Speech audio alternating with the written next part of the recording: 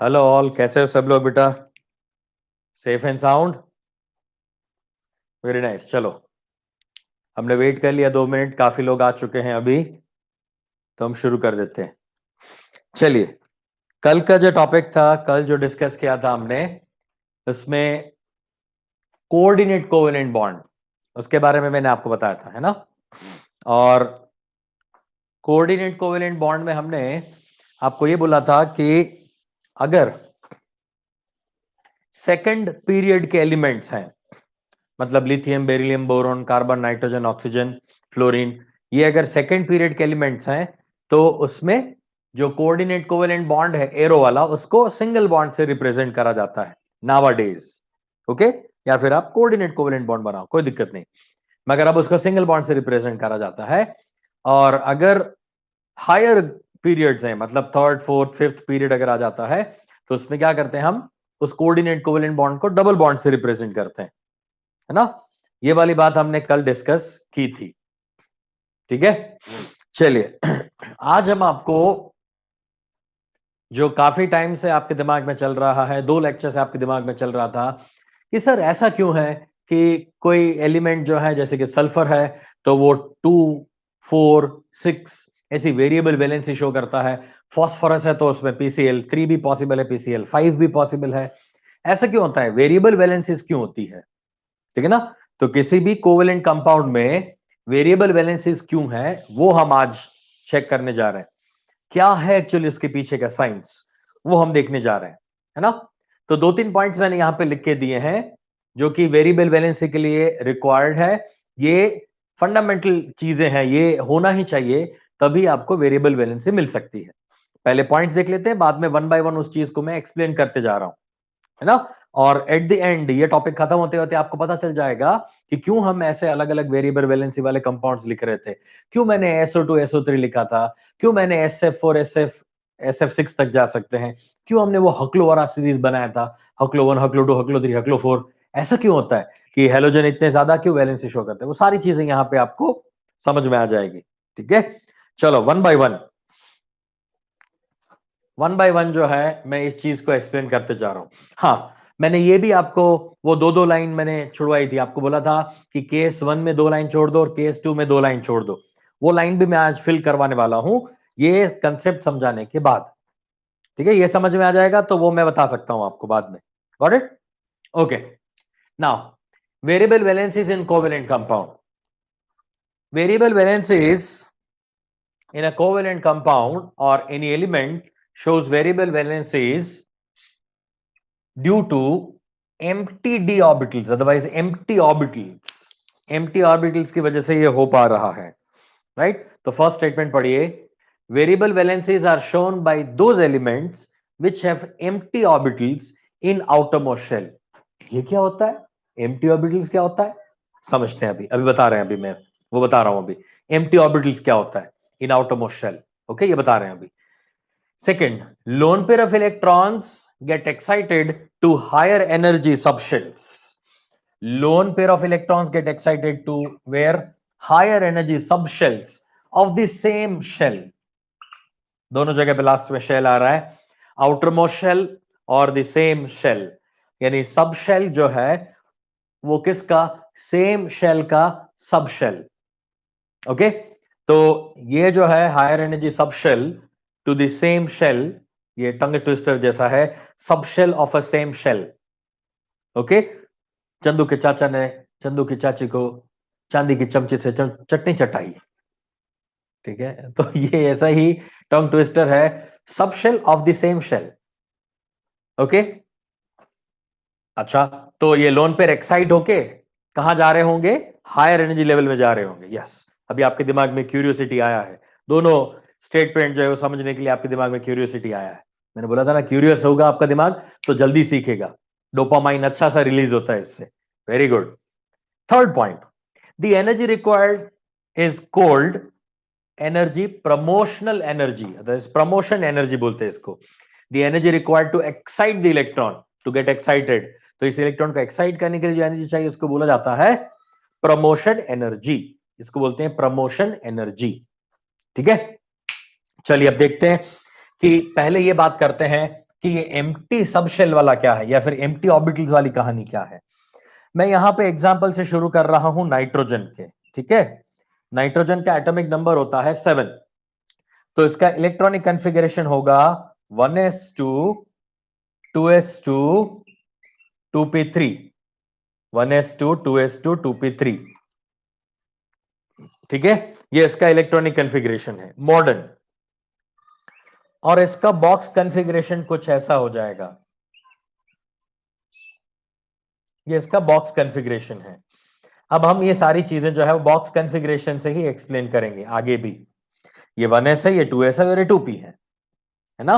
p orbital जानते हो ना, p ऑर्बिटल कितनी होती है? 3 होती है, x y and z, 3 p orbitals होती है, ठीक है। अब देखो, इसमें 2 इलेक्ट्रॉन्स हैं, ठीक है, इसमें भी 2 इलेक्ट्रॉन्स हैं, ठीक है, इसमें 3 इलेक्ट्रॉन्स हैं और तीनों इलेक्ट्रॉन जो है वो सेम साइड पे है। बोले तो तीनों का स्पिन जो है वो क्या है? सेम है। सेम स्पिन वाले 3 इलेक्ट्रॉन्स हैं यहां पे, एक px में, एक py, एक pz के अंदर, ठीक है। अब ये जो शेल है ये सेकंड शेल है। इस इनर शेल को हम भूल जाते हैं अभी, इनर शेल अभी हमें कहीं काम में नहीं लेना है, हम सिर्फ आउटर मोस्ट शेल की बात कर रहे हैं। आपको याद रहेगा यहां पे आउटर मोस्ट शेल आपको याद रखना है। तो आउटर मोस्ट शेल ये है, क्यों? क्योंकि इन दोनों में 2 लिखा हुआ है ना, यानी सेकंड शेल के ये दोनों सब शेल्स हैं। फर्स्ट शेल में एक ही ऑर्बिटल होती है s, सेकंड शेल में 2 ऑर्बिटल होती है s and p, third shell में होती है s p and d, fourth shell में होता है s p d and f। इसको ऐसे याद रख सकते हो, देखो इसको ऐसे याद रख सकते हो।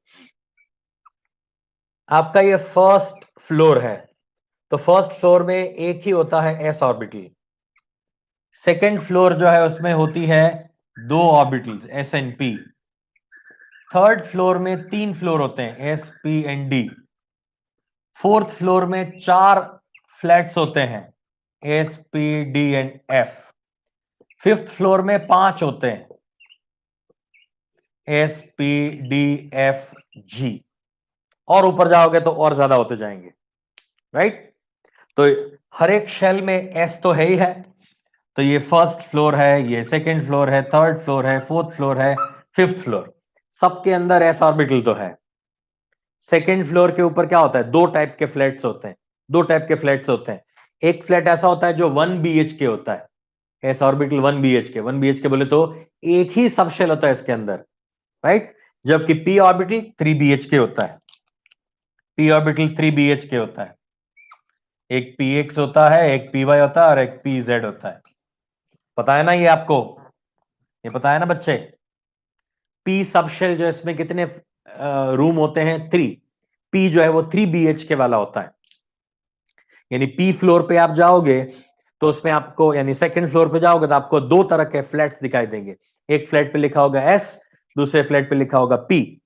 अगर आप एस वाले फ्लैट पे एंटर करोगे तो वो 1 BHK है, 1 बेड हॉल किचन, एक ही रूम है वहां पे, एक ही बेडरूम है, एक ही जगह पे एक ही रूम है, वहां पे 2 ही इलेक्ट्रॉन रह सकते हैं, एक रूम में 2 इलेक्ट्रॉन मैक्सिमम अलाउड है। जबकि पी वाले फ्लैट में एंटर करोगे तो क्या होगा बेटा? तो उस वाले फ्लैट में आपको 3 रूम दिखाई देंगे, जैसे अंदर जाओगे ना 3 रूम होंगे, एक रूम पे लिखा होगा PX, एक के लिखा होगा PY, एक के लिखा होगा PZ, 3 रूम दिखाई देंगे, हर एक रूम में 2-2 लोग रह सकते हैं, मतलब 2-2 इलेक्ट्रॉन्स रह सकते हैं। थर्ड फ्लोर पे जाओगे, अगर उसी बिल्डिंग में आप थर्ड फ्लोर पे जाओगे तो 3 फ्लैट होंगे, S P and D। S 1 BHK, P 3 BHK और D जो है वो क्या है? 5 BHK। ये 5 BHK होता है, D जो है 5 BHK, DXY, DYZ, DZX, DX square minus Y square and DZ square. 5 यहां पे रूम्स होते हैं और हर एक रूम में कितने लोग रह सकते हैं? 2 लोग, मतलब 2 इलेक्ट्रॉन रह सकते हैं। There are 2 electrons are possible in single subshell. Subshell मतलब BHK रूम में 2 इलेक्ट्रॉन्स को हम एकोमोडेट कर सकते हैं। So total 10 electrons can be accommodated in d orbital. In p there are 6. In f there are 14 electrons, मतलब वो 7 BHK होता है, ये 7 BHK होता है। ऐसे याद रखो, s जो है वो 1 BHK है, ये आपने ऑलरेडी पढ़ लिया है, मैं इसको वापस रिवाइज कर रहा हूं सिर्फ इस चीज को समझाने के लिए। d जो है वो 5 BHK होता है। जितना नंबर ऑफ सब शेल्स इंटू 2 करोगे उतने इलेक्ट्रॉन्स इसमें रहेंगे, ये 2 रहेंगे इलेक्ट्रॉन्स, यहाँ पे 6 इलेक्ट्रॉन्स रहेंगे, यहाँ पे 10 इलेक्ट्रॉन रहेंगे। एफ की बात करेंगे तो 7 BH के है ये, 7 BH के, तो 14 इलेक्ट्रॉन्स रहेंगे इसके अंदर, एंड सो ऑन। जी पे जाओगे तो 9 BH के हो जाएगा, उसके ऊपर जाओगे जी एच, ऊपर जाओगे 6 फ्लोर पे तो S P D F G H होगा, तो वो 11 BH के होगा, वहां पे 22 इलेक्ट्रॉन रहेंगे। मगर खैर हमें तो यहीं तक की काम है, यहाँ पे 4th फ्लोर तक ही जाना है, 5th 6th ऊपर वाला फ्लोर हमें कहीं जाने की जरूरत ही नहीं है। Got it? सो इस तरह से हम याद रख सकते हैं। ओके, चलो इसके बेस पे मैं एक और चीज भी आपको सिखाऊंगा, एक और चीज मैं यहाँ पे आपको वापस एक्सप्लेन करूंगा। ऑलरेडी आपने एटॉमिक स्ट्रक्चर वाले चैप्टर में ये पढ़ लिया है, मगर इसको वापस एक बार यहाँ पे थोड़ा सा उसका कंसेप्ट बताऊंगा, जिसको बोला जाता है क्वांटम नंबर्स। क्वांटम नंबर्स क्यों है वो बताऊंगा, इसका स्टोरी बताऊंगा मैं, एक छोटी सी, है ना, पिज्जा वाली स्टोरी बताऊंगा मैं। तो अब ये तो आपको पता चल गया, अभी बेसिक चीज ये पता चल गई कि सेकंड फ्लोर में 2 टाइप की ऑर्बिटल्स होती है, एक एस और पी। ये रहा सेकंड शेल में 2 ऑर्बिटल्स है, एस एंड पी। ठीक है, अब यहां पे कोई एम्प्टी ऑर्बिटल नहीं है। देखो सेकंड शेल में यहां पे 2, यहां पे सब में एक एक इलेक्ट्रॉन भरे हुए हैं, मतलब कोई हमारे पास कोई शेल ऐसा नहीं है जो एम्प्टी हो, खाली नहीं है यहां पे कोई भी, यानी इसके बाद कोई, इस पी के बाद कोई डी ऑर्बिटल वगैरह कुछ खाली नहीं है। ठीक है, मतलब नाइट्रोजन में ऐसा प्रमोशन या फिर इलेक्ट्रॉन का एक्साइटेशन पॉसिबल नहीं है। अच्छा ठीक है, तो एक और एग्जांपल लेता हूं, नाइट्रोजन का ही बड़ा भाई है फास्फोरस, उसी ग्रुप में आता है, नाइट्रोजन छुटकू सा है, नीचे आता है इसमें फास्फोरस। ठीक है, नाउ अब फास्फोरस 15 नंबर है, जिसका इलेक्ट्रॉनिक कन्फिगरेशन हो जाएगा 1s2 2s2 2p6 3s2 3p3। वाह, ये 2 4 10 12 15 इलेक्ट्रॉन्स हो गए इसमें।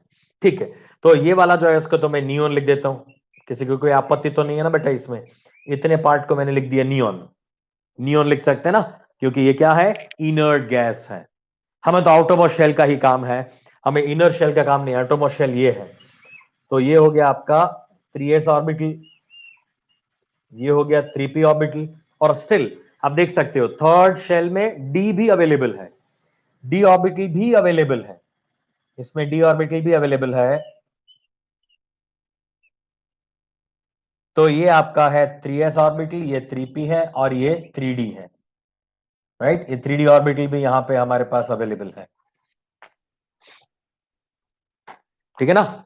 चलो यहां पे कितने इलेक्ट्रॉन्स हैं? 2 इलेक्ट्रॉन्स यहां पे है, यहां पे एक इलेक्ट्रॉन, यहां पे एक इलेक्ट्रॉन, यहां पे एक इलेक्ट्रॉन, तीनों में एक एक इलेक्ट्रॉन्स हैं। ठीक है, तीनों में एक एक इलेक्ट्रॉन्स हमारे पास अवेलेबल है, क्योंकि इसका आउटरमोस्ट शेल जो है वो थर्ड है, तो इसके अंदर हमारे पास ये एम्प्टी ऑर्बिटल है, ये ऑर्बिटल जो है वो क्या है, एम्प्टी है। एम्प्टी सब शेल्स दिख रहे हैं मुझे यहां पे, देखो डी शेल अभी एम्प्टी है, जबकि बाकी सारी ऑर्बिटल में तो कुछ ना कुछ इलेक्ट्रॉन्स भरे हुए हैं। अब हम क्या करेंगे, अब हम इसको एनर्जी प्रोवाइड करेंगे, इसको हम एनर्जी प्रोवाइड करते हैं, इसको हम एनर्जी प्रोवाइड करते हैं। जब इसको एनर्जी प्रोवाइड करोगे, यहां पे इस इलेक्ट्रॉन को मैं क्या कर रहा हूं, धक्का मार रहा हूं, इसको मैं यहां से पुश करूंगा, यानी एनर्जी प्रोवाइड करूंगा इसको। तो एनर्जी प्रोवाइड करेंगे तो इलेक्ट्रॉन क्या होगा, यहां से जंप करके जो एम्प्टी शेल है उसमें चला जाएगा, इसका क्या होगा, प्रमोशन होगा, इलेक्ट्रॉन कूद के हायर एनर्जी लेवल में जाएगा। चलो ये देखते हैं, variable valencies are shown by those elements which have empty orbital. Yes, इस एलिमेंट के पास एम्प्टी ऑर्बिटल है। होता क्या है, lone pair of electron, this is the lone pair, pair of electrons है ना, लोन पेयर, अकेले अकेले लोनली पेयर है ये। Lone pair of electrons get excited to where, higher energy subshell, that is higher energy subshell, है उसी level पे, third shell में ही है, मगर है तो इसके बाद, यानी थोड़ा इसका एनर्जी लेवल हायर है। पता है ना, बोहर बरी रूल है, N+L रूल के हिसाब से हमने वो आउफबाउ रूल में आपने देखा था, N+L के हिसाब से इलेक्ट्रॉन्स जो है फिल किए जाते हैं। N का मतलब क्या होता है, प्रिंसिपल क्वांटम नंबर, एल का मतलब क्या होता है, एजिमुथल क्वांटम नंबर। N+L के हिसाब से हम क्या करते हैं, एनर्जीज को, ऑर्बिटल्स को अरेंज करते हैं, जिसको बोहर बरी रूल बोला जाता है, बोहर बरी। n+l, उसके अकॉर्डिंगली चेक करोगे तो ये 3+0 यानी 3, 3+1 मतलब 4, 3+2 मतलब 5. Yes, 3d is much higher at a much higher energy level than 3s and 3p. तो इलेक्ट्रॉन एक्साइट हो गए कहां पे, क्या बेटा, 3d में गया, higher energy sub shell of the same shell, sub shell of the same shell, यानी इसी शेल का ये सब शेल है, वहां पे कूद के गया. अब उसका मैं एक्साइटेड इलेक्ट्रॉनिक कॉन्फ़िगरेशन नीचे लिख के दे रहा हूं, आपको दिखाई देगा. फॉस्फोरस का एक्साइटेड इलेक्ट्रॉनिक कॉन्फ़िगरेशन लिख रहा हूं. ये स्टार का मतलब करना है आपको कि वो एक्साइटेड है, स्टार दिखाएंगे हम एक्साइटेड को. इस बॉक्स कॉन्फ़िगरेशन को ही वापस लिख रहा हूं मैं, ये वाला नहीं, बॉक्स वाला लिख रहा हूं. बॉक्स वाले में 3s वाला एक इलेक्ट्रॉन कूद के वहां चला गया है. इसका मतलब ये हो गया कि अब मुझे ये डी सब शेल जो है उसमें भी एक इलेक्ट्रॉन दिखा देना है. ये कूद के इलेक्ट्रॉन कहां चला गया, डी शेल में चला गया. ये 3s का इलेक्ट्रॉन कूद के 3d में चला गया. Are you getting a point? तो अब क्या हुआ देखना, अब देखो यहां पे कितने इलेक्ट्रॉन्स थे जो अनपेयर्ड थे. अनपेयर्ड इलेक्ट्रॉन कितने थे नॉन एक्साइटेड में, 3 अनपेयर्ड थे, 1 2 और 3 अनपेयर्ड इलेक्ट्रॉन्स थे. उसका मतलब उसका वैलेंसी 3 था. कब, ग्राउंड स्टेट में, एक्साइटेड में नहीं, नॉर्मल नॉन एक्साइटेड स्टेट जिसको ग्राउंड स्टेट बोलते हैं. तो ग्राउंड स्टेट में क्या था, ग्राउंड स्टेट में ये एक्साइटेड है. ग्राउंड स्टेट में वैलेंसी कितनी थी, 3 वैलेंसी. क्यों, क्योंकि इन सबके पास एक एक इलेक्ट्रॉन है और सामने से कोई हाइड्रोजन आएगा, उसके पास भी एक एक इलेक्ट्रॉन होगा. तो ये क्या करेगा, एक फास्फोरस 3 हाइड्रोजन के साथ क्या बना देगा, PH3. अदरवाइज 3 क्लोरीन लेके आओ, PH3 की तरह ही 3 क्लोरीन लेके आओ तो क्या बन जाएगा, PCl3. क्लोरीन को एक इलेक्ट्रॉन की रिक्वायरमेंट है, तब उसका ऑक्टेट कंप्लीट हो जाएगा. तो ऐसे 3 क्लोरीन आएंगे और इन तीनों के साथ ये अपने इलेक्ट्रॉन शेयर करेगा, 3 इलेक्ट्रॉन. तो फास्फोरस को कितने इलेक्ट्रॉन्स की रिक्वायरमेंट है ऑक्टेट कंप्लीट करने के लिए, 3. देखो यहां पे 2, ये अंदर ये 10 हो गए, ये 2 और ये 3 यानी 5 हैं. 3 इलेक्ट्रॉन अगर उसके साथ आ जाए, उसके पास आ जाए तो ऑक्टेट कंप्लीट है. सेम वे क्लोरीन को कितने रिक्वायर्ड है, एक एक इलेक्ट्रॉन. जैसे 3 क्लोरीन आएंगे, वो तीनों यहां से एक एक इलेक्ट्रॉन लेंगे और वो बनाएंगे PCl3. अब दोनों का ऑक्टेट कंप्लीट हो गया, तीनों क्लोरीन का भी और हमारे फास्फोरस का भी. तो सबका यहां पे ऑक्टेट कंप्लीट हो जाता है. कब, जब ग्राउंड स्टेट में है. तो अब मैंने इसको एक्साइटेड स्टेट में भेज दिया, प्रमोशन एनर्जी देके मैंने एक्साइटेड स्टेट में भेज दिया. अब आप चेक करो, अब इसके पास कितनी ऐसी ऑर्बिटल्स हैं जहां पे इलेक्ट्रॉन्स अनपेयर्ड है. पेयरिंग करने की कोशिश करेगा, पेयर्ड इलेक्ट्रॉन ज्यादा स्टेबल होते हैं अनपेयर्ड के कंपैरिजन में. तो अब देखो अब क्या हो गया, अब जैसे यहां पे 3 क्लोरीन ने इलेक्ट्रॉन्स शेयर किए थे ना, यहां पे मेरे पास 1 2 3 4 5 ऐसे इलेक्ट्रॉन्स हैं जो अनपेयर्ड हैं. 5 अनपेयर्ड इलेक्ट्रॉन्स हो गए. मतलब अब ये क्या कर सकता है, PCl5 बना सकता है या PH5 बना सकता है. यानी ये 5 क्लोरीन के साथ या 5 हाइड्रोजन के साथ क्या कर सकता है, वो अपना इलेक्ट्रॉन शेयर कर सकता है. ये अपने इलेक्ट्रॉन्स जो है वो शेयर करके बॉन्ड फॉर्मेशन कर सकता है. तो आपके पास जो है ग्राउंड स्टेट में 3 और एक्साइटेड स्टेट में 5 वैलेंस इलेक्ट्रॉन्स हैं. इसलिए फास्फोरस 2 अलग अलग वैलेंसी शो कर सकता है. फास्फोरस +3 में भी हो सकता है, यानी वो इस तरह से भी हो सकता है, या फिर वो 5 में भी हो सकता है, PCl5 भी हो सकता है. ठीक है. तो यहां पे एक बहुत ही ब्यूटीफुल सा क्वेश्चन पूछा जाता है. क्वेश्चन ये पूछा जाता है, Y NCl3 is possible, NCl3 is possible, but NCl5 is not possible. NCl3 is possible and NCl5 is not possible. Whereas in the same group, phosphorus shows PCl3 and PCl5 both. ऐसा क्यों कि nitrogen NCl3 बनाएगा, NCl5 नहीं बनाएगा. तो उसका reason simple है, इसके पास एम्प्टी ऑर्बिटल्स नहीं है. Nitrogen does not have empty orbital, तो ये इलेक्ट्रॉन एक्साइट होके आउटरमोस्ट शेल में नहीं जा सकते फॉर द कोवेलेंट कंपाउंड। ये कोवेलेंट कंपाउंड की बात चल रही है। तो NCl5 जैसा कोवेलेंट कंपाउंड नहीं बन सकता। हाँ, PCl5 और PCl3 दोनों बन सकता है। क्यों? ग्राउंड स्टेट में वो 3 साथ जुड़ेगा और एक्साइटेड स्टेट में वो 5 क्लोरीन के साथ जुड़ सकता है, कोवेलेंट बॉन्ड बना सकता है। Is it okay? तो यहां पे एक्साइटेड स्टेट हो ही नहीं सकता नाइट्रोजन में, जबकि फास्फोरस में एक्साइटेड स्टेट हो सकता है। इसलिए आपको क्या मिलता है? मल्टीपल वैलेंसी मिलता है। चलो इसके बाद एक और एग्जांपल ले रहा हूं मैं सल्फर वाला, मगर पहले ही पूरा कॉपी कर लो। वो वाला भी बाकी रखो, वो वाला भी बाकी रखो, वो मत लिखना। वो तो मैंने आपको सिर्फ ये समझाने के लिए बना के दिया था, उसका स्टोरी अभी करेंगे, वो बाकी। चलो क्या पूछ रहे हो?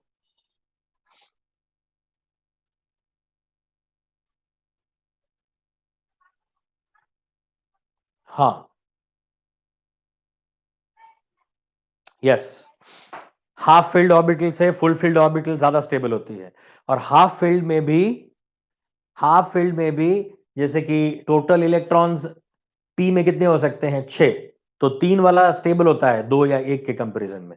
हाफ फील्ड भी ज्यादा स्टेबल होता है। 0, हाफ फील्ड या कंप्लीटली फील्ड, वो सीक्वेंस में होता है। 0 यानी एम्प्टी ऑर्बिटल से हाफ फील्ड ज्यादा स्टेबल होता है, हाफ फील्ड से कंप्लीटली फील्ड ज्यादा स्टेबल होता है। एक्सचेंज एनर्जी बोलते हैं इसको, इसकी वजह से होता है एक्सचेंज एनर्जी। चलिए कॉपी कर लीजिए फटाफट और बाद में आगे बढ़ते हैं और एग्जांपल्स लेते हैं।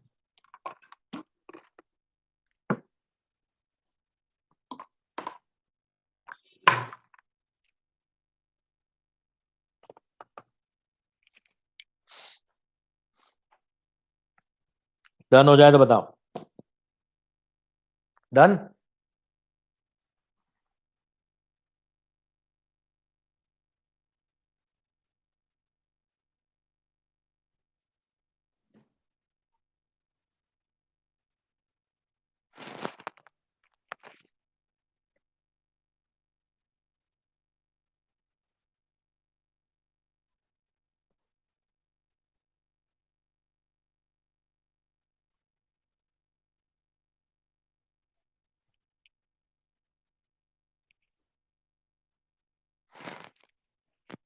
ओके,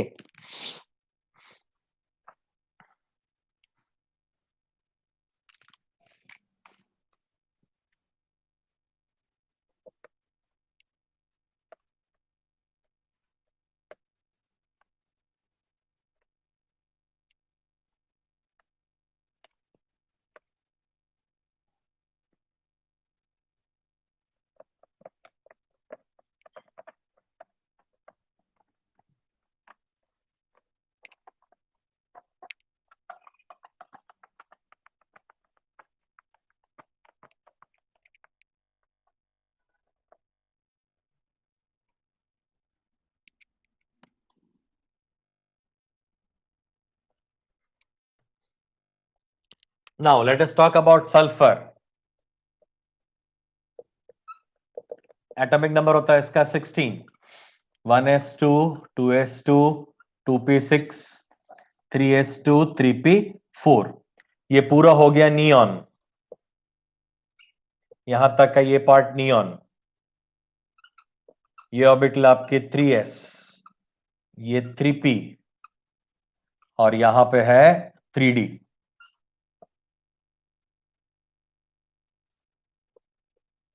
ठीक है, चलो 3s में कितने इलेक्ट्रॉन्स हैं? 2। 3p में कितने हैं? 1 2 3 एंड 4, 1 2 3 एंड 4। जबकि डी ऑर्बिटल आपकी अभी एम्प्टी है। चलो इस सल्फर को मैं एक्साइटेड स्टेट पे लेके जाता हूं। एक्साइटेड स्टेट का मतलब है जो पेयर्ड इलेक्ट्रॉन्स हैं, LP, loan pair of electrons जो है वो एक्साइटेड स्टेट पे जाएंगे। तो हमने इनर यानी S3s वाले इलेक्ट्रॉन को नहीं एक्साइट किया, मैं पहले ये पेयर्ड इलेक्ट्रॉन जो है उसको एक्साइट कर रहा हूं। पहले बाहर वाली ऑर्बिटल का इलेक्ट्रॉन एक्साइट होता है, बाद में अंदर वाली का एक्साइट होता है। बाहर से अंदर की ओर एक्साइटेशन होता है। या रिमूवल ऑफ इलेक्ट्रॉन्स भी बाहर से अंदर की ओर होता है, पहले 4s का जाता है, बाद में अंदर वाले 3d ऑर्बिटल का इलेक्ट्रॉन जाता है ना? किस तरह से होता है? ओके, क्या पूछ रहे हो सर? आप मंडे के न्यू बैच को हो क्या? कैसे बैच? हाँ सर बताओ ना। हाँ सर हो क्या, मंडे से न्यू बैच स्टार्ट हो रही है, आईआईटी और नीट की सेपरेट क्या? सर आप मंडे के न्यू बैच को हो क्या? जो भी आपका बैच बनेगा, तो अगर 11th का नीट और जेई वाला बैच अलग हो रहा है तो दोनों बैच में लेता हूं मैं। केमिस्ट्री के लिए बहुत ज्यादा फर्क नहीं पड़ने वाला, केमिस्ट्री फिजिक्स के लिए, क्योंकि उसमें तो दोनों सेम रहेगा, मैं मर्ज करके ले लूंगा दोनों का। और इसमें तो कोई प्रॉब्लम ही नहीं है ना, 1000 बच्चे भले ही हो, ऑनलाइन तो 1000 बच्चों को पढ़ा सकते हैं कंबाइन करके, है ना? सो डोंट वरी, उसमें हम ही लेंगे। चलिए वापस आते हैं, 3s 3p एंड 3d। अब पहले क्या हुआ, मैंने फर्स्ट एक्साइटेशन यहां पे दिखाया, ये ग्राउंड स्टेट है, इसको ग्राउंड स्टेट बोलते हैं। ये आपका हो गया फर्स्ट एक्साइटेड स्टेट, ये फर्स्ट एक्साइटेड स्टेट है, क्योंकि यहां पे दो लोन पेयर ऑफ इलेक्ट्रॉन्स है, दो है यहां पे पेयर्स, तो एक को एक्साइट करके बाहर भेज दिया। तो यहां पे देखो, यहां पे आपकी जो वैलेंसी है, वो वैलेंसी कितनी है? वैलेंसी कितनी है यहां पे? वैलेंसी कर देता हूं मैं, यहां पे वैलेंसी कितनी है? 2। मतलब अगर इस सल्फर को किसी के साथ जोड़ना है, मान लो क्लोरीन के साथ जोड़ना है, फ्लोरीन के साथ जोड़ना है, तो दो फ्लोरीन के साथ जोड़ सकता हूं, SF2 होगा यहां पे। अब यहां पे मुझे चेक करना है, तो यहां पे कितने इलेक्ट्रॉन्स अनपेयर्ड हैं? यहां पे 2 इलेक्ट्रॉन्स अनपेयर्ड थे, यहां पे 4 इलेक्ट्रॉन अनपेयर्ड है, तो इसका वैलेंसी कितना हो जाएगा? 4। तो यहां पे एग्जाम्पल है, इसका एग्जाम्पल मैं लिख सकता हूं, यहां पे अगर आप एग्जाम्पल लोगे तो SF2 है, इसका एग्जाम्पल क्या है? SF4, इसका एग्जाम्पल SF4। ये फर्स्ट एक्साइटेड स्टेट है। अच्छा, सल्फर के लिए एक और पॉसिबल है, ये नियॉन है, इसको मैं सेकंड एक्साइटेड पे लेके जा रहा हूं, ठीक है ना? सेकंड एक्साइटेड स्टेट पे लेके जा रहा हूं।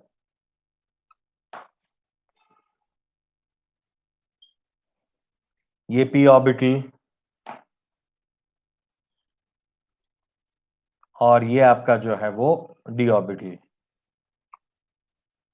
तो अब ये वाला इलेक्ट्रॉन जो है वो भी क्या होगा? एक्साइट होके, ये 3s वाला इलेक्ट्रॉन भी एक्साइट होके 3d में चला जाएगा। अब यहां पे क्या हो गया? 1 2 3 4 5 6, 6 इलेक्ट्रॉन्स है, तो इसका बीएलसी क्या हो गया? वैलेंसी 6 हो गया। तो यहां पे क्या बनेगा? Example SF6। आया समझो बेटा? यहां पे क्या बनेगा? वैलेंसी 6 हो जाएगा।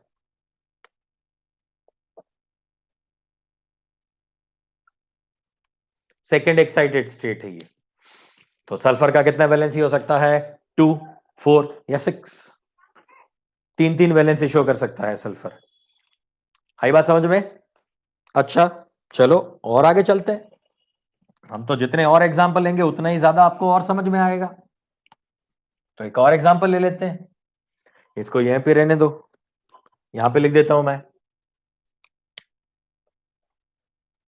चलो अब मैं एग्जाम्पल ले रहा हूं क्लोरीन, 70 नंबर, 15 वाला लिया मैंने, 16 वाला लिया, 70 वाला ले रहा हूं। इसका electronic configuration 1s2 2s2 2p6 3s2 3p5, 10 12 17, 17 electrons हो गए। क्लियर बेटा? ये हमारा हो गया नियॉन। एक और एग्जांपल से समझ लेते हैं इस चीज को। यहां पे 2 इलेक्ट्रॉन्स हैं 3s में, 3p में 5 इलेक्ट्रॉन्स हैं, 1 2 3 4 एंड 5। यस, पहले एक एक एक फिल होगा, बाद में दो दो दो होंगे। इसका डी ऑर्बिटल अभी भी एम्प्टी है, ये 3d ऑर्बिटल एम्प्टी है, ये 3p है, ये 3s है, ठीक है? इसमें फर्स्ट एक्साइटेड, मैं इसको 2 स्टार बना देता हूं। सिंगल स्टार का मतलब सिंगल एक्साइटेड, डबल एक्साइटेड मतलब 2 स्टार। तो ये समझने में इजी हो जाएगा आपको। चलो अब क्या करोगे, neon as it is, first excited मतलब ये वाला इलेक्ट्रॉन कूद के बाहर जाएगा, ये paired electron as it is, ये जो p का ये पेयर्ड इलेक्ट्रॉन है वो एज इट इज रहेगा, ये जो है एक एक्साइट होके हायर एनर्जी लेवल में जाएगा, ये जाएगा यहां पे, एक इलेक्ट्रॉन कूद के चला गया यहां से, so this is first excited. अब इसमें कितनी वैलेंसीज हैं? सिंगल, एक ही यहां पे क्लोरीन के साथ वैलेंसी है, मतलब एक H और एक Cl लगा सकते हो। मतलब इसके लिए मैं एग्जांपल ले सकता हूं वो वाला HOCl, याद आया? Cl के साथ एक ही वैलेंसी है HOCl, सिंगल वैलेंसी आई। अच्छा यहां पे देखो, यहां पे कितनी वैलेंसी आ गई? 3, यहां पे वैलेंसी है 1, यहां पे वैलेंसी है 3, VLC1 VLC3, तो इसका एग्जांपल क्या हो जाएगा? HClO2, याद आया? ये ऑक्सीजन है और हेलोजन है, ये क्लोरीन है, तो ये क्लोरीन कहां पे आ रहा है? थर्ड पीरियड में है ना, थर्ड पीरियड में, तो उसका कोऑर्डिनेट कोवेलेंट बॉन्ड हम डबल बॉन्ड से दिखाएंगे, तो वैलेंसी कितनी हो गई? 3। चलो इसको सेकंड एक्साइटेड स्टेट पे लेके जाते हैं, 2 स्टार बना दिए मैंने, तो अब क्या हो गया? नियॉन, ये आपका 2s orbital as it is, ये 2p ऑर्बिटल में, अब जो ये पेयर्ड इलेक्ट्रॉन था वो भी अनपेयर्ड हो गया, और कहां चला जाएगा? वो भी डी में, 1 2 3 4 5, यहां पे 1, यहां पे 2, कितनी वैलेंसी है बेटा यहां पे? 1 2 3 4 5, यानी यहां पे 5 वैलेंसी हो जाएगी, वैलेंसी हो गई 5, और एग्जांपल है HOCl डबल बॉन्डो डबल बॉन्डो, 5 वैलेंसी हो गई, 1 2 3 4 5। स्टिल अभी भी एक जगह है, अभी भी एक बार एक्साइट हो सकता है, अभी भी एक बार थर्ड एक्साइटेशन भी पॉसिबल है इसमें, तो क्योंकि still we have one unpaired one lone pair of electron, ये स्टिल हमारे पास एक लोन पेयर ऑफ इलेक्ट्रॉन अभी भी है, ये भी कूद के कहां जा सकता है? बाहर जा सकता है। देखो इसमें क्या हुआ, ये कूद के बाहर गया, इसमें क्या हुआ? ये कूद के बाहर गया, अब ये वाला कूद के यहां जाएगा, तो एक और पॉसिबल हो जाएगा, वो सेम ऐसे बना सकते हो, और उसका एग्जाम्पल क्या हो जाएगा? इसके लिए एग्जाम्पल हो जाएगा HCl डबल बॉन्डो डबल बॉन्डो डबल बॉन्डो, मतलब यहां पे वैलेंसी कितनी हो जाएगी? 7। सो कितनी वैलेंसी आपको मिली?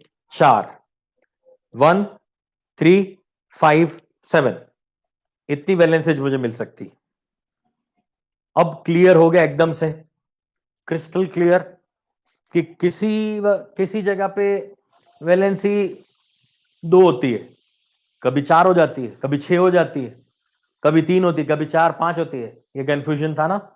अब ये कंफ्यूजन नहीं रहना चाहिए, अब ये कंफ्यूजन नहीं रहना चाहिए। अब एक चीज, इन जनरल आपको पता कैसे चले कि कौन कितना वैलेंसी शो कर सकता है? हर बार ऐसा लिखना पड़ेगा ना, तो मैं इसके लिए आपको बहुत ही सिंपल सा आइडिया बता देता हूं, एक सिंपल सा एसएसटी याद कर लो, एसएसटी याद रख लो, ग्रुप नंबर 15 16 17, इन तीनों की याद रखना, 15 16 17 एंड सो ऑन, 18 के लिए भी इससे आगे हो जाएगा। 15 अगर ग्रुप है, 15 ग्रुप मतलब nitrogen phosphorus arsenic antimony bismuth, nitrogen phosphorus arsenic antimony bismuth, उसमें फर्स्ट वाला नाइट्रोजन वाला एलिमेंट छोड़ दो, क्योंकि वो सेकंड पीरियड का ग्रुप है, सेकंड पीरियड वाला नहीं, उसके नीचे वाला फॉस्फोरस आर्सेनिक एंटीमनी बिस्मथ, वो 2 वैलेंसी शो कर सकता है। कौन कौन सी? 3 एंड 5, आउटर मोस्ट शेल में 3 इलेक्ट्रॉन्स हैं और इनर शेल में 2 इलेक्ट्रॉन्स हैं, तो या तो 3 या तो 5, 3 और 5, 2 वैलेंसी पॉसिबल है किसके लिए? 15th ग्रुप के लिए, 15th ग्रुप के लिए, ग्रुप का नंबर क्या है? 15, तो मैक्सिमम वैलेंसी कितना शो कर सकता है? 15 माइनस 10 जितना, ग्रुप का नंबर माइनस 10, ग्रुप का नंबर माइनस 10 करो तो वो मैक्सिमम वैलेंसी आ गया, ग्रुप का -10, ग्रुप का नंबर -10, वो इसका मैक्सिमम वैलेंसी है 5। तो अगर ऑड नंबर में है ना, ऑड नंबर में, ऑड नंबर यानी 5 है, तो कम से कम कितना होगा? 3, उससे कम कितना होगा? 3 होगा, उससे ज्यादा नहीं होगा, 5 से ज्यादा नहीं हो सकता 15th ग्रुप में। क्लियर? अच्छा, 16 ग्रुप के लिए चेक करो। 16 ग्रुप में क्या है? ग्रुप का नंबर क्या है? 16 माइनस 10 करो, कितना आएगा? मैक्सिमम 6, यानी वो मैक्सिमम 6 तक जा सकते हैं। मिनिमम कितना? 4 या 2। इवन नंबर है तो दो दो कम करते जाओ, इवन नंबर है दो कम करो, 4 उसे दो कम करो, 2 उसे दो कम करो, 0। ठीक है, तो ये हो सकता है 2 4 और 6। कौन सा ग्रुप है? 16। 17 ग्रुप, तो 17 माइनस 10 करो, 17 माइनस 10 कितना हो जाएगा? 7। तो मैक्सिमम कितनी वैलेंसी? 7। ऑड नंबर है, दो दो कम करते जाओ, 7 5 3 1, 7 5 3 1, राइट? तो 17 ग्रुप के लिए हम ऐसा कर सकते हैं। कोई बोलेगा सर 18 ग्रुप के लिए, हाँ तो 18 माइनस 10 कितना हो जाएगा? 8। 8 वैलेंसी हो सकता है, उससे कम करते जाओ, कितना? 6 4 2। 8 से 6, 6 से 4, 4 से 2, बस इतनी वैलेंसी हो सकती है। जो भी आपका ग्रुप का नंबर है वो, रट्टा नहीं मारो, रट्टा मत मारो, ट्रिक से याद रखो। एसएसटी ग्रुप का नंबर -10, उतना मैक्सिमम। ग्रुप का नंबर -10 उतना मैक्सिमम। ऑड नंबर है तो ऑड में पीछे आते जाओ, और इवन नंबर है तो इवन में दो दो दो दो कम करते जाओ, तो आपका आंसर आ जाएगा। खतरनाक ना? Very good. Sir coordination, sir coordinate covalent bond कैसे पहचानेंगे? वो डबल बॉन्ड भी हो सकता है ना? हाँ वो तो बोला ना मैंने। सर वो वैलेंसी के एग्जाम्पल बताइए, किससे? हमने वो नहीं समझा सर, वो वैलेंसी से एग्जाम्पल बनाते कैसे हैं वो नहीं समझा। अच्छा, वो तो मैंने बताया ना। अब तो हो गया ना क्लियर सबको? अनुजा नहीं, कौन पूछ रहा था? ये कार्तिक। कार्तिक और कल्पेश दोनों को समझ में आ गया ना ये? अगर पीरियड 2 के एलिमेंट्स हैं तो वो सिंगल बॉन्ड बताएंगे। अब कोऑर्डिनेट वाला एरो वाला भूल जाओ, एरो भूल जाओ, वो तो सिर्फ समझाने के लिए था, वो तो अब उड़ गया है, वो तो खत्म हो गया है उसका कहानी। अब अगर आपका कोऑर्डिनेट कोवेलेंट बॉन्ड है तो उसको एरो से नहीं दिखाना है। अगर पीरियड नंबर 2 का एलिमेंट है तो उसमें सिंगल बॉन्ड से दिखाओ, यानी 2 इलेक्ट्रॉन शेयर करेगा। और अगर ग्रुप 3 4 5 का कोई भी है तो डबल बॉन्ड से दिखाओ, 4 इलेक्ट्रॉन शेयर करेगा।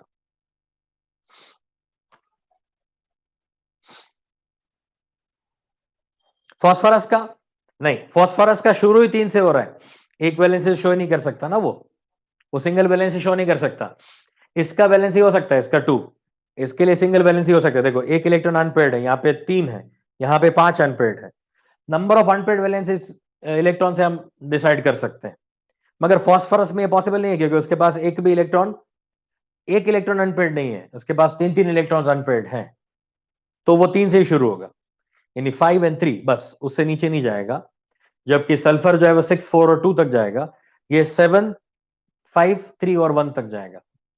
ठीक है ना? फास्फोरस में 1 वाला पॉसिबल नहीं, क्योंकि इलेक्ट्रॉन अनपेयर्ड एक इलेक्ट्रॉन है ही नहीं, 3 से ही शुरू होता है। क्लियर ना? अभी बराबर है? अभी कोई दिक्कत? मल्टीपल वैलेंसी कभी भी कहीं पे भी आता है, आपको ये कंसेप्ट दिमाग में रखना है। और दूसरी बात, इसके बेस पे आपको ये जो क्वेश्चन मैंने बताया वो पूछा जाता है। अभी बताया था ना मैंने कि NCl3 is possible but NCl5 is not possible. बहुत पॉपुलर क्वेश्चन है, बहुत बार अलग अलग तरह से पूछा गया है। The first member of a 15 group does not show multiple valency, ऐसा भी एक बार पूछा गया था। तो आपका आंसर एक ही है, they don't have empty D orbitals, empty orbitals. यहां पे तो डी ऑर्बिटल्स है, हम तो बोलेंगे ऑर्बिटल्स। Got it? ठीक है ना? Crystal clear? चलो अभी बता दें पूरा।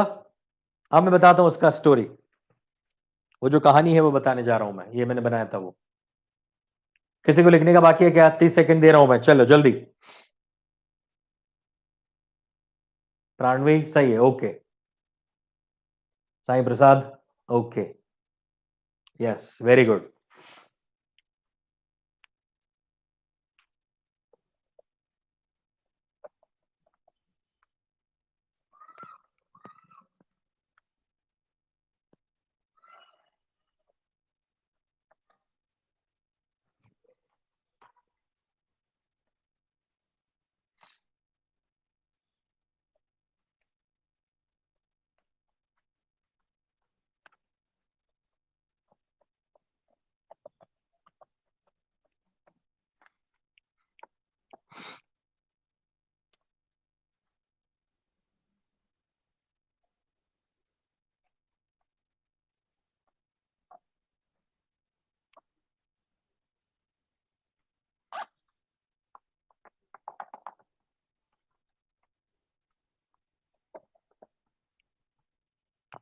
देखिए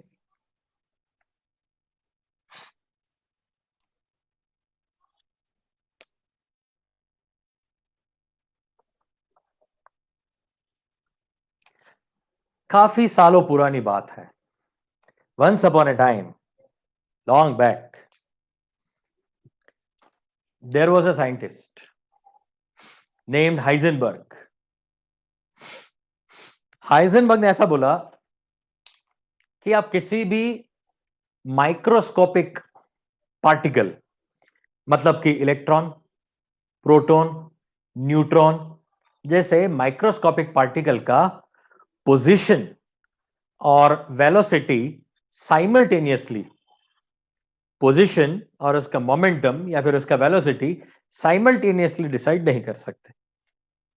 मतलब अगर कोई ह्यूमन चल के जा रहा है तो आपको पता चल जाएगा कि हाँ थोड़ी देर बाद वो बंदा यहां पे पहुंच जाएगा, है ना। तो अगर आपको उसका ऐसे बॉल मारना है, क्रिकेट बॉल आपको उसको मारना है आपके फ्रेंड को, तो आप बता कर सकते हो। वो खेलते हैं ना सब लोग, वो एक दूसरे के से बॉल मारते ना, है ना, क्या बोलते हैं उसको, छुटपीट, तो ऐसा कुछ तो मारते हैं। तो ऐसा भाग रहा है तो आप उसको बॉल मारना, तो यहां पे होगा तो आप इस तरफ यहां पे नहीं मारोगे, आप क्या करोगे, यहां पे बॉल को फेंकोगे, तो बंदा यहां पहुंचेगा, बॉल भी वहां पहुंचेगा, उड़ गया। इन शॉर्ट, किसी भी मैक्रोस्कोपिक ऑब्जेक्ट के लिए तो हम अपनी आंखों से, हमारा दिमाग डिसाइड कर सकता है कि उसका वेलोसिटी और डायरेक्शन क्या होगा या पोजीशन क्या होगी आफ्टर सर्टेन टाइम। मगर माइक्रोस्कोपिक पार्टिकल के लिए ऐसा नहीं हो सकता। ऐसा किसने बोला, हाइजेनबर्ग ने अनसर्टेनिटी प्रिंसिपल दिया। अब ये अनसर्टेनिटी प्रिंसिपल जो है, इस प्रिंसिपल का तोड़, इस प्रिंसिपल को और अच्छे से समझाने के लिए श्रोडिंजर ने अपना इक्वेशन दिया, श्रोडिंजर इक्वेशन दिया गया, और श्रोडिंजर ने बताया कि इलेक्ट्रॉन का एग्जैक्ट लोकेशन क्या होता है वो हम डिसाइड कर सकते हैं with the help of quantum numbers. Quantum number जो है वो किसके लिए यूज किए जाते हैं, उसी चीज को डिसाइड करने के लिए यूज किए जाते हैं कि आपका इलेक्ट्रॉन कहां पे होगा अभी। तो मेनली हमारे पास 3 क्वांटम नंबर है। ये 3 क्वांटम नंबर जो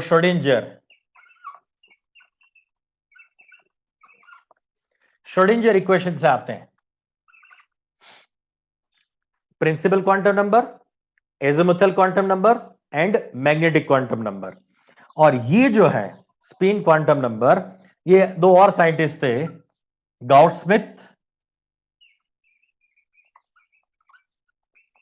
एंड उल्हनबेक। उल्हनबेक उल्हनबेक ने दिया था, गाउड स्मिथ, उल्हनबेक, इनसे पहले ये दे दिया गया था। तो हमारे पास यहां पे 4 क्वांटम नंबर्स हैं। अब समझो क्वांटम नंबर काम में कैसे आता है, वो इलेक्ट्रॉन का पोजीशन कैसे डिसाइड करता है, सुनना बराबर से। हाँ, मान लो ये एक हॉस्टल है, ये जो फ्लैट है वो एक हॉस्टल है, जिसमें ये सारे फ्लोर्स पे अलग अलग रूम्स हैं, 1 BHK, 1 BHK, 2 BHK, 1 BHK, 2 BHK, 5, 3 BHK, 5 BHK, ये 1 BHK, 3 BHK, 5 BHK, 7 BHK, ऐसे। ठीक है। अब हर एक रूम में दो दो इलेक्ट्रॉन्स रहते हैं, यानी दो दो स्टूडेंट्स रहते हैं वहां पे, है ना, जुड़वा स्टूडेंट्स हैं, सारे स्टूडेंट जुड़वा है, सेम एक जैसे ही लग रहे हैं वो। अब थर्ड फ्लोर पे रहने वाले किसी भी एक डी ऑर्बिटल में रहने वाले दो इलेक्ट्रॉन्स जो हैं, उनमें से एक इलेक्ट्रॉन का बर्थडे है, ये दो इलेक्ट्रॉन्स हैं।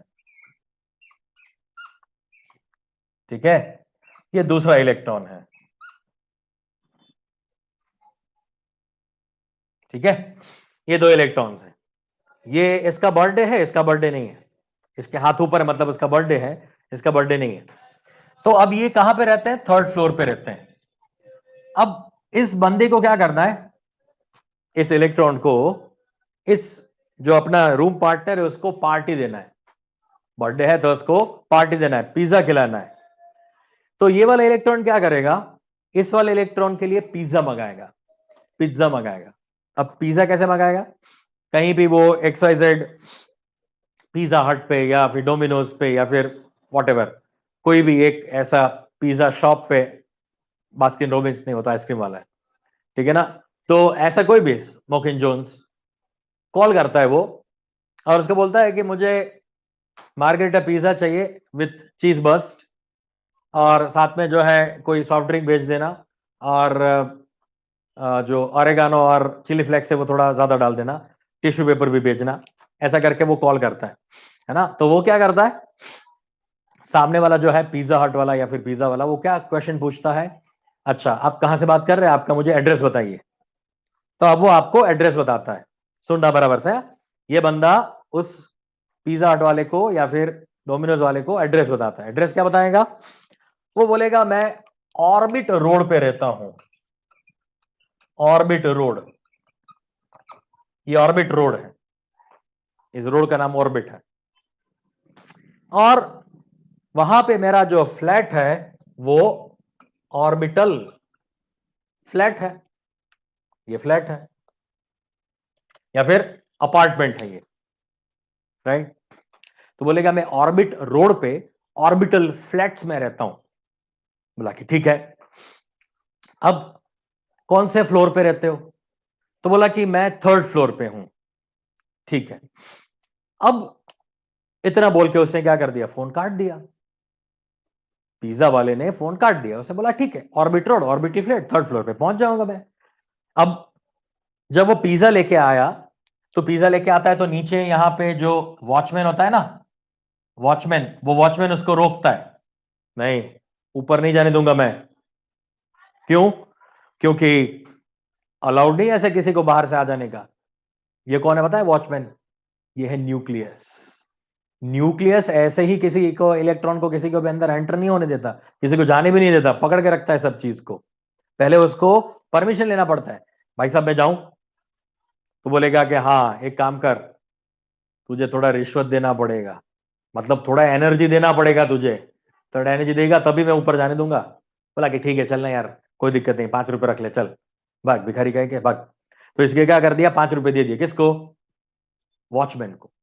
अब हो गया कि कौन से फ्लोर पे जाना है, तो बोला कि थर्ड फ्लोर पे। ठीक है, वो पहुंच गया थर्ड फ्लोर पे, हाँ पिज्जा वाला फंस गया थर्ड फ्लोर पे जाके। वहां तो 3 फ्लैट थे, एस था, पी था, डी था। अरे उसने तो ये फ्लैट का नंबर तो बोला ही नहीं। तो उसे वापस वहां से कॉल लगाया कि भाई साहब मैं स्विगी से बात कर रहा हूं, आपका पिज्जा हट से पार्सल आया है, मगर आपने एड्रेस अधूरा लिखवाया है, मैं थर्ड फ्लोर पे तो आ गया, मगर कौन सा फ्लैट में जाना है, एस पी डी कहां पे जाना है। तो ये बोलेगा कि आपने सुना ही नहीं यार, डी फ्लैट में जाना है आपको, आ जाओ डी में। तो वो डी फ्लैट खोल के अंदर आ गया, अंदर आके वापस फंस गया, वापस प्रॉब्लम में, क्योंकि 5 रूम थे वहां तो, X Y Y Z Z X X square minus Y square D Z square. ओ बाप रे, अब कौन से रूम के अंदर है ये, वापस कॉल करेगा, अरे यार करेक्ट बताओ ना, सही से बताओ ना कि कहां कौन से रूम में आना है। तो बोला कि आ जाओ एक्स वाई रूम में आ जाओ। तो जिस रूम के ऊपर एक्स वाई लिखा हुआ था वहां पे वो पहुंच गया। ठीक है, नॉक करके अंदर गया, अंदर जाके वापस चकरा गया, अरे अब इसमें से कौन सा इलेक्ट्रॉन, क्योंकि दोनों इलेक्ट्रॉन तो एक जैसे दिख रहे थे, दोनों तो ट्विंस थे, ये भी और ये भी दोनों एक जैसे ही लग रहे हैं, किसको पिज्जा देना है, किससे मंगाया था। तो अब उसके लिए गाउड्स ने स्पिन क्वांटम नंबर दिया है। ऐसा इलेक्ट्रॉन जो क्लॉकवाइज घूमता है, क्लॉकवाइज, उसके लिए दिया गया +½ और जो इलेक्ट्रॉन एंटी क्लॉकवाइज घूमता है उसके लिए दिया गया -½ तो अब यहां पे फोर्थ क्वांटम नंबर काम करेगा, स्पिन क्वांटम नंबर। इस रूम के अंदर जो 2 इलेक्ट्रॉन है उसमें से एक क्लॉकवाइज एक एंटी क्लॉकवाइज, अब उसमें से कौन सा, तो बोलेगा मैं क्लॉकवाइज वाला हूं, मेरा बर्थडे है, यानी +½ तो श्रोडिंजर ने जो 3 क्वांटम नंबर्स दिए थे वो आपको कहां तक पहुंचा सकता है। अब अगली बार इसका बर्थडे था मान लो, तो सेकंड टाइम वो कॉल करके क्या बोलेगा, सिर्फ पिज्जा हट वाले को सिर्फ इतना बोलेगा, सुनना बराबर से, हाँ, D x Y 3D XY -½ बस वो ऑर्डर कर दिया उसने। चलो इस बार वो अलग नया पिज्जा मंगा रहा है ना, क्रीम ओनियन मंगा रहा है इस बार। तो वो सिर्फ पिज्जा ऑर्डर किया और सिर्फ बोला कि आपका एड्रेस बताओ, तो सिर्फ क्या बोलेगा पता है, 3D XY -½ 3D XY -½ बस इतना ही बोलेगा वो। यानी ये मतलब ही हो गया कि ये थर्ड फ्लोर है, उसमें डी फ्लैट है, उसमें ये एक्स वाई नाम का रूम है, और उसमें जो उल्टा घूम रहा है एंटी क्लॉकवाइज वो हमारा इलेक्ट्रॉन है। जिसने पिज्जा ऑर्डर किया था। मतलब इलेक्ट्रॉन का एग्जैक्ट लोकेशन पता चला ना मुझे, एग्जैक्ट लोकेशन पता चल गया मुझे। मतलब अब उसने फोन कर दिया, अब उसको क्या करना है, अब दूसरी बार जब वो आएगा स्विगी वाला, तो क्या करेगा, यहां तक आ गया, यानी 3dx जैसे नंबर कहां पे होते हैं, ऑर्बिट्स में, ऑर्बिट्स के सब शेल्स होते हैं ऑर्बिटल्स। तो बस इतना बोला, और पिज्जा वाला यानी स्विगी वाला कहां पे आ गया, ऑर्बिट रोड पे आ गया। ऑर्बिटल फ्लेट के पास आके नीचे वो जो वॉचमैन था, वॉचमैन इस बार सो रहा था, फिर भी 5 रुपए देके उसको ऊपर आ गया, एनर्जी देना पड़ता है। तो थर्ड फ्लोर पे आ गया, थर्ड फ्लोर पे आके सीधा वो कहां जाएगा, डी फ्लैट में चला जाएगा। डी फ्लैट में एक्स वाई रूम में जाएगा, एक्स वाई रूम में जाके वो डायरेक्टली जो उल्टा घूम रहा है उसका गला पकड़ के उसको पिज्जा दे देगा, ले पिज्जा। कुछ नहीं, बार बार फोन करना ही नहीं पड़ा, बार बार उसको पूछना ही नहीं पड़ा कहां हो कहां हो, सिर्फ इतनी चीज आपको बता देती है, ये पूरा एड्रेस आ गया। So quantum numbers are nothing but the address of electron, where the electron is situated and how it's spinning. तो ये चारों चीजें जो है आपको इलेक्ट्रॉन का एग्जैक्ट लोकेशन बता सकती है। आई बात समझ में? तो श्रोडिंगर इक्वेशन ने प्रैक्टिकली नहीं मगर थ्योरेटिकली इलेक्ट्रॉन का एग्जैक्ट लोकेशन डिसाइड करने का तरीका बता दिया। इसका फॉर्मूला देखते हैं, श्रोडिंगर का फॉर्मूला भी आपने पढ़ा हुआ है, उसी चीज को वापस बोल रहा हूं। Del square psi upon del x square plus del square psi upon del y square plus del square psi upon del z square plus 8 pi square m upon h square E minus V psi psi is equal to 0। ये वाला formula है, ये Schrodinger equation है। इस Schrodinger equation में ये ई जो है वो टोटल एनर्जी है, this energy is total, total energy, ठीक है, माइनस ये वी जो है वो पोटेंशियल एनर्जी है, पोटेंशियल एनर्जी, ठीक है, ये पोटेंशियल एनर्जी है वी जो है वो। तो अगर आप टोटल एनर्जी में से पोटेंशियल एनर्जी माइनस कर दोगे तो आपको क्या मिल जाएगा, kinetic energy, because total energy is a sum of kinetic and potential energy. तो पोटेंशियल और काइनेटिक एनर्जी को ऐड करोगे तो टोटल एनर्जी मिल जाएगी। तो टोटल में से अगर मैंने पोटेंशियल एनर्जी माइनस कर दिया, पोटेंशियल तो निकाल सकते हो ना, एमजीएफ से पोटेंशियल एनर्जी निकाल सकते हैं, या फिर आप वो भी कर सकते हो ना कि Q1 Q2 बाय आर, वहां से भी आपको पोटेंशियल एनर्जी मिल सकती है। टोटल एनर्जी तो कैलकुलेट कर सकते हैं, टोटल एनर्जी मिल जाएगी। तो टोटल एनर्जी माइनस पोटेंशियल करोगे तो क्या मिल जाएगा, काइनेटिक एनर्जी मिल जाएगी, पी, है ना, वो पी है। तो मुझे तो उसका वेलोसिटी चाहिए था, तो वी स्क्वायर को मैं सब्जेक्ट बना दूंगा, तो वी की वैल्यू मुझे मिल जाएगी। सो अल्टीमेटली इस श्रोडिंगर इक्वेशन में ये वाला पार्ट, ये वाला part position, position of electron, और ये वाला पार्ट उसका स्पीड बता सकता है या फिर वेलोसिटी बता सकता है। यानी श्रोडिंगर इक्वेशन थियोरेटिकली इलेक्ट्रॉन का लोकेशन डिसाइड कर सकता है। हाइजेनबर्ग प्रिंसिपल का ये तोड़ है, हाइजेनबर्ग प्रिंसिपल बता नहीं पाया था एक्सपेरिमेंटली, मगर थियोरेटिकली भी नहीं बता पाया था, जबकि श्रोडिंगर ने इक्वेशन देके थियोरेटिकली इलेक्ट्रॉन का पोजीशन डिसाइड करने का तरीका ढूंढ लिया, है ना। यानी अब हमारे पास इलेक्ट्रॉन का पोजीशन डिसाइड करने का तरीका है, अब वो अननोन नहीं है। ये क्लियर हुई बात बेटा? बहुत काम की चीज है, बहुत ही मस्त है ये तीन जो है प्रिंसिपल, एजिमुथल एंड ये मैग्नेटिक क्वांटम नंबर, ये तीनों श्रोडिंगर इक्वेशन से आई है, जबकि एस जो है वो गॉडस्मिथ और उल्हनबेक, ये दो साइंटिस्ट ने दी थी। ये श्रोडिंगर इक्वेशन से नहीं आया है, ये पहले आ चुका था, ये 1926 में आया है, ये 1925 में दे दिया गया था already. Is it okay? Clear हो गया ना? बराबर है। ये चीज इसलिए बतानी जरूरी थी क्योंकि मुझे ये वाला पार्ट आपको बताना था, ये दिमाग में रखना है आपको, स्टोरी गलती ना हो जाए। फर्स्ट सेकंड थर्ड इसमें दो ही ऑर्बिटल होती है, तीन में होती है डी ऑर्बिटल जो एम्प्टी हो सकती है, अगर एम्प्टी है तो वहां पे इलेक्ट्रॉन का एक्साइटेशन हो सकता है। Now is it okay? पूरा रिमूव कर दें, इस चीज को मिटा दें, चलिए।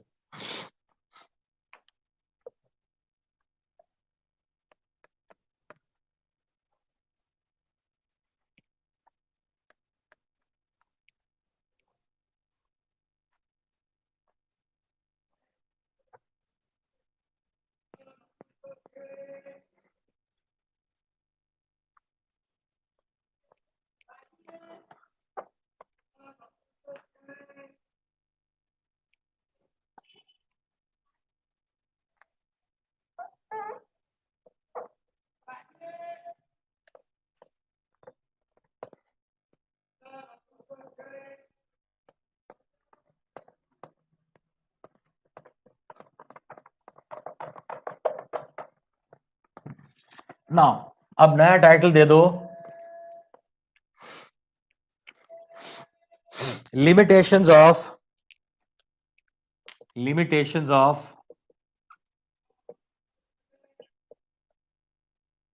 limitations of Lewis theory, limitations of Lewis theory या फिर लुइस अप्रोच, लुइस अप्रोच बोलो या लुइस थियरी बोलो, उसके लिमिटेशंस क्या क्या है, वो लिमिटेशंस अब मैं आपको लिखवाने जा रहा हूं। दो लिमिटेशन तो हमने पहले देख लिए थे ऑलरेडी। लुइस तो ये बताता था, लुइस ने बताया था कि जिसका ऑक्टेट कंप्लीट होता है वो स्टेबल होता है। लुइस ने ऐसा बोला था, जिसका ऑक्टेट कंप्लीट वो स्टेबल, राइट। मगर दो तीन लिमिटेशन और भी हैं जो भी ये एक्सप्लेन नहीं कर पाता। तो पहले जो आपके नॉन लिमिटेशन है वो बता रहा हूं मैं, कि मैंने ऐसा बोला था कि जैसे हाइड्रोजन है, तो हाइड्रोजन में ऑक्टेट कंप्लीट नहीं होता, फिर भी वो स्टेबल होता है। मतलब हाइपोवेलेंट हाइपोवेलेंट कंपाउंड्स आर स्टेबल। हाइपोवेलेंट कंपाउंड का मतलब क्या है? एग्जाम्पल के तौर पे क्या दे सकते हो? एग्जाम्पल क्या है? H2, BeF2, BF3, ये सारे एग्जाम्पल्स जो है वो क्या है? हाइपोवेलेंट के हैं, जिसमें हाइड्रोजन का ड्यूप्लेट, इसका क्वाड्रेट, इसका सेक्सटेट जो है वो कंप्लीट होता है, ऑक्टेट कंप्लीट नहीं होता, right.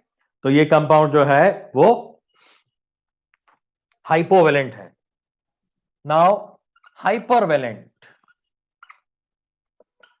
हाइपरवेलेंट compounds are also stable. For example, हमने एग्जांपल्स लिए थे यहां पे, PCl5 लिया था, SF6 लिया था। इसमें इसके तो 10 इलेक्ट्रॉन होते थे, इसके तो 12 इलेक्ट्रॉन हो जाते थे इसके आसपास, फिर भी ऑक्टेट से ज्यादा है, फिर भी वो क्या हो जाता है बच्चे? ज्यादा स्टेबल हो जाता है। तो hypervalent compounds are also stable also लग दो ना यहाँ पे ऑल्सो लिख दो, also stable.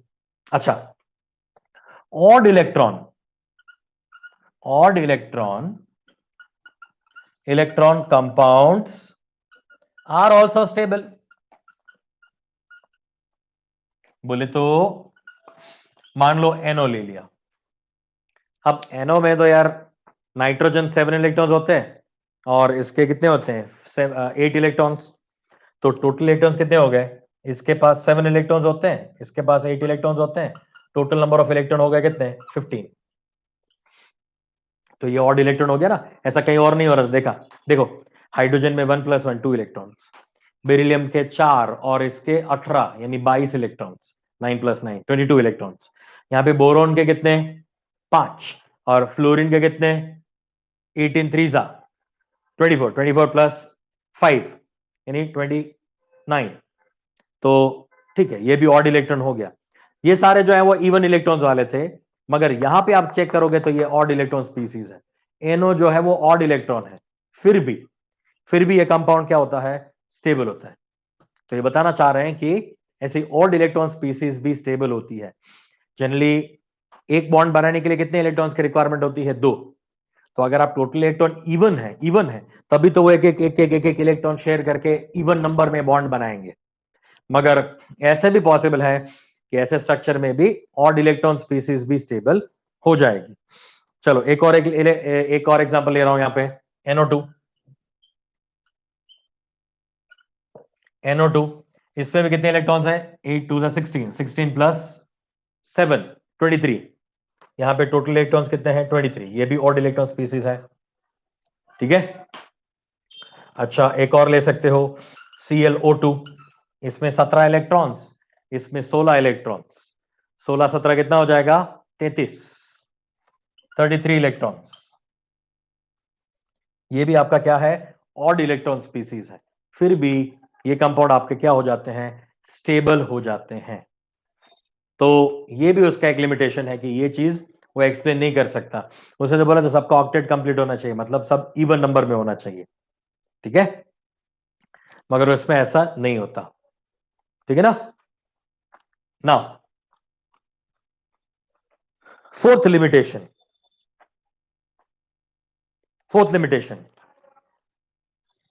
Lewis theory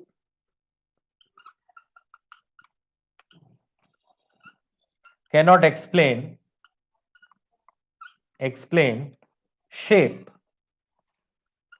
shape of the compound,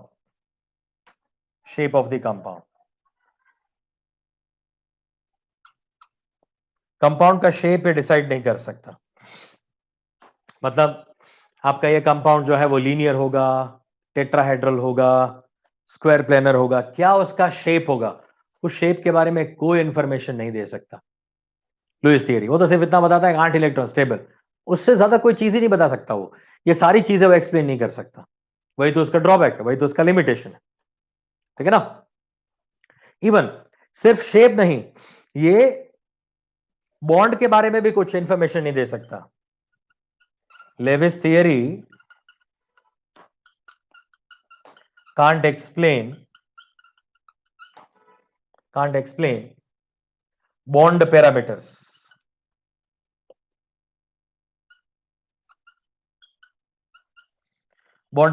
like bond length, bond energy,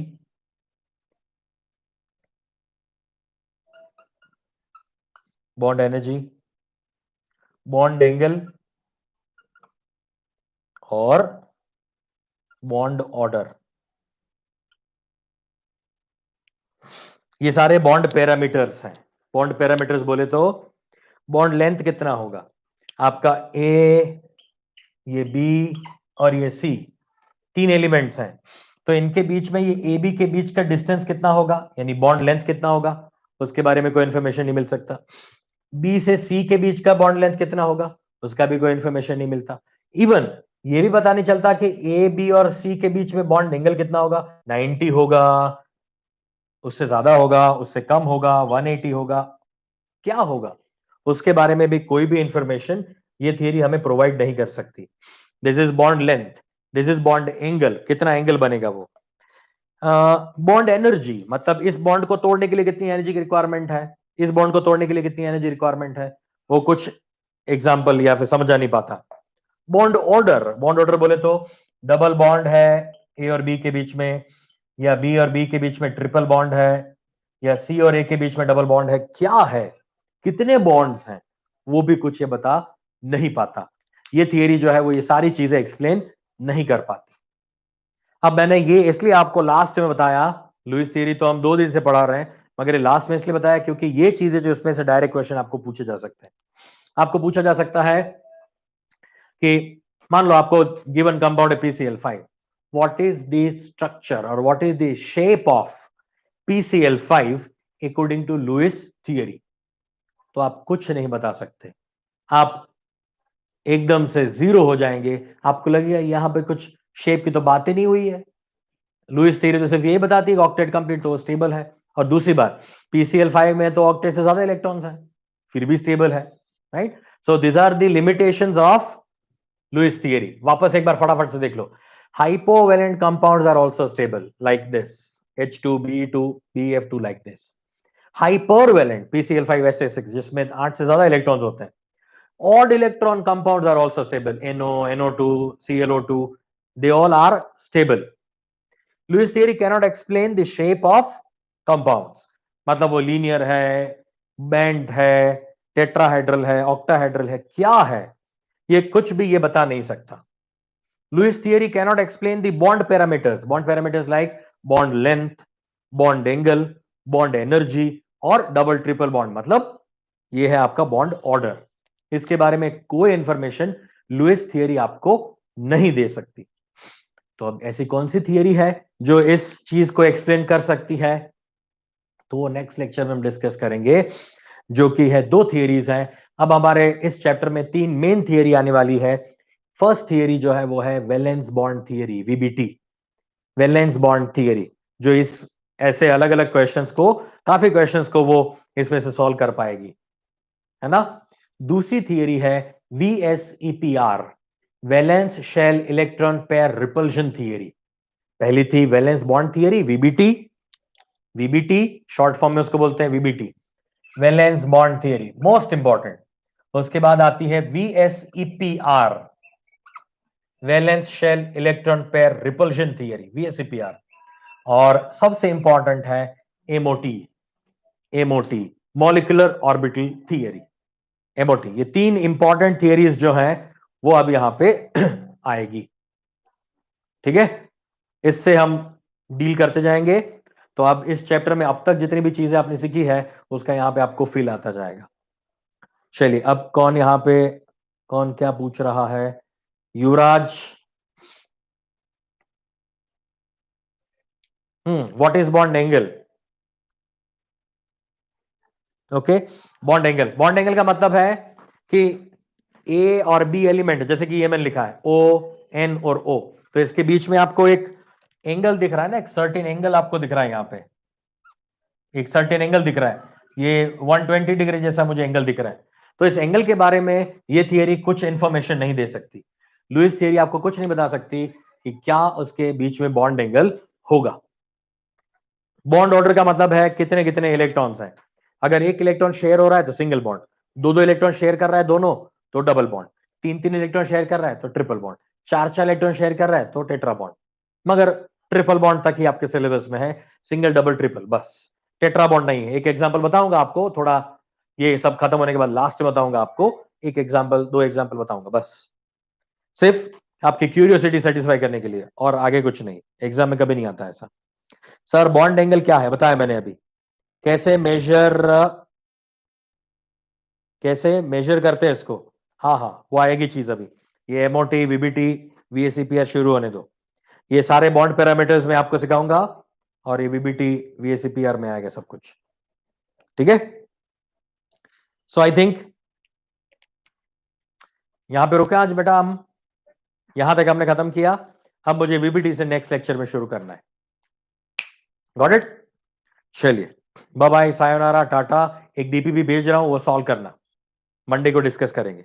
bye, take care.